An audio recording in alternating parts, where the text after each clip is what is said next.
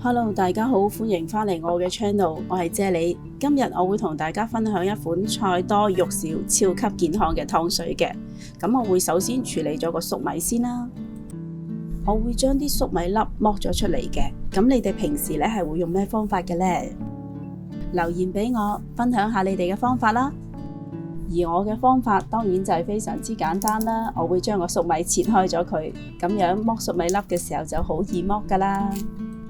你哋睇下，就好似咁，係咪好易剝呢？你哋今日好嗎？留言話我知，你今晚想飲咩湯啊？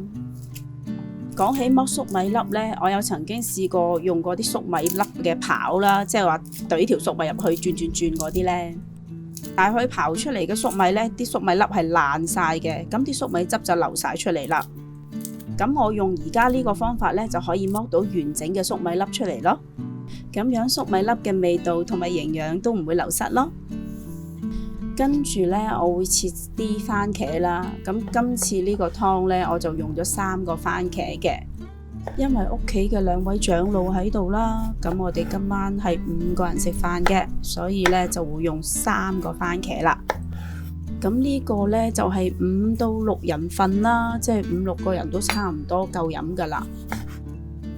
咁我會將啲番茄呢，就切成一粒粒嘅番茄丁嘅。咁唔知大家又知唔知道點解我會將啲番茄切成一粒粒呢？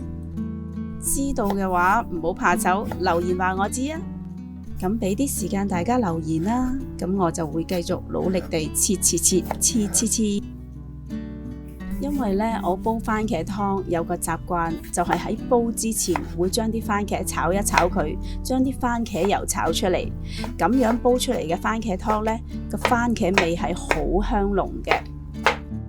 咁或者你哋可能會問啦，啲番茄要切到幾大粒啊？咁樣，咁其實又真係冇乜所謂嘅，因為真係冇一個好 standard 嘅 size 嘅咯。好，咁而家就開着咗個中火，跟住落大概1個湯羹左右嘅油落去啦，跟住燒熱之後呢，就落啲薑片落去炒香佢啦。已經聞到好香嘅薑味啦。咁將之前切好嘅番茄丁倒落嚟炒佢先。而家呢，就可以轉翻個細火，用慢火嚟炒啲番茄油出嚟，唔好用大火啊，因為啲番茄會燶噶。而家已經睇到好多番茄汁走咗出嚟啦，咁我就 keep 住用細火將佢煮大概5分鐘啦。趁煮緊番茄嘅時候呢，咁我而家嚟切咗啲薯仔去先。咁呢個湯呢，我會用2個大大地嘅薯仔嘅。咁有幾大個呢？咁你當佢2個加埋，大概600個 gram 左右啦。睇到好多番茄汁煮咗出嚟咯。咁就將啲薯仔倒埋落嚟啦，將佢哋炒勻咗之後呢，我會 keep 住用個細火，跟住會冚蓋將佢燜煮5分鐘左右嘅。咁樣做呢，一方面可以令到更多嘅番茄汁煮出嚟啦，另一方面呢，又等啲薯仔索一索啲番茄汁喎，咁樣煮出嚟啖湯呢，就會好好味噶啦。因為啲薯仔佢自己本來係冇乜味道噶嘛。咁一陣間呢啲薯仔食起上嚟呢，就會有好濃嘅番茄味噶啦。5分鐘已經過咗去啦，睇下啲番茄汁已經變咗好結身、好香濃嘅番茄油啦。咁呢個時候呢，就可以加啲滾水落嚟啦。咁我大概會落到2.5 litre嘅滾水啦。咁我而家就淨係落咗滾水啦，就已經睇到個湯嘅顏色已經係好靚啦。而家都未開始煲噶，淨係落咗水噶咋。等個湯煲滾咗之後呢，就可以將我哋之前剝好咗嘅粟米擺埋落嚟啦。啲粟米粒呢，就有屬於佢自己嘅非常獨特嘅甜味嘅，咁擺埋落啲湯度呢，咁就可以令個湯嘅味道更加提升啦。跟住我會將佢煲20分鐘啦。煲緊湯嘅時候呢，我就準備咗一塊大概我隻手咁大嘅豬扒啦。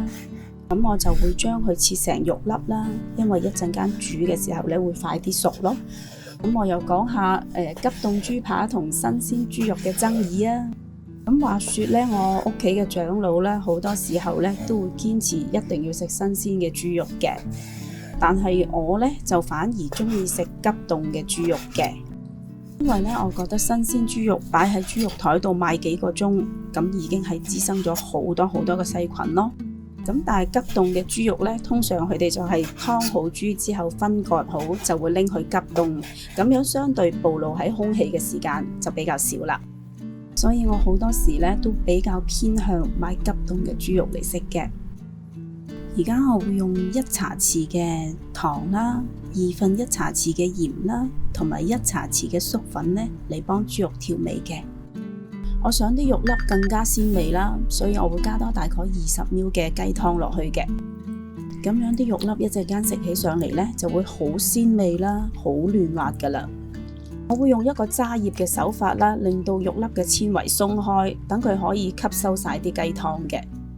當啲肉粒開始乾身啦，呢個時候呢，我會加翻少少油落去啦，利用啲油呢嚟幫啲豬肉粒封住啲肉汁嘅。好香啊！個湯而家已經聞到好香啦。而家睇到湯嘅顏色係好靚、好濃郁嘅。湯煲咗20分鐘，個狀態就已經係非常之好啦。咁而家呢，就可以將之前醃好嘅肉粒啦擺埋落嚟啦。撈勻咗佢之後呢，我會冚翻個蓋啦 ，keep 住用細火煮5分鐘嘅。好，5分鐘又過咗去啦，睇下啲湯嘅顏色係咪好靚呢？而家等我拔起咗佢先，即刻有湯飲。呢個湯呢，我除咗醃肉嘅調味料之外呢，冇加其他任何調味料噶啦。試下啲薯仔先，薯仔好腍好滑，而且呢有好香濃嘅番茄味。咁再試埋啲肉粒先，啲肉粒好嫩、好滑、好 juicy 啊！呢個湯嘅味道係好濃郁、好香，口感層次好豐富。不如你哋今晚就即刻試下煲呢個湯啦！如果你都中意我嘅食譜，請你俾 like 同埋留言話我知啦，同埋訂閱我嘅 channel， 記得撳埋隔籬個鐘仔啊！多謝晒你哋嘅收睇，我哋下一個食譜再見啦，拜拜！